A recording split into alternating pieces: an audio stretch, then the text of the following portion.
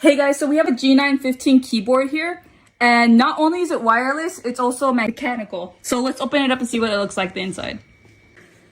So inside the box, it comes with instructions, its own charger, the keyboard itself. It also comes with a Bluetooth receiver.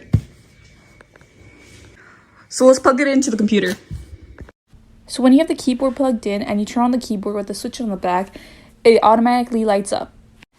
And to connect it to the laptop, you just have to go to Bluetooth on your laptop and find it with the name G915. So the buttons on the right, you can actually mute it, unmute it, press pause or play on a video that you're watching. While listening to music, you can actually skip the song, pause the song, or mute it.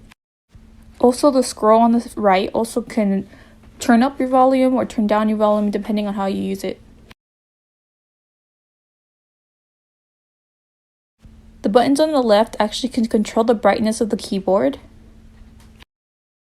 Also, the buttons with the M1 and 2 can also change the mode of the keyboard as well. Also, on your left hand side, you can have the programming buttons which you can design. I hope you guys enjoyed the video. 99.6 of you are not subscribers in my channel.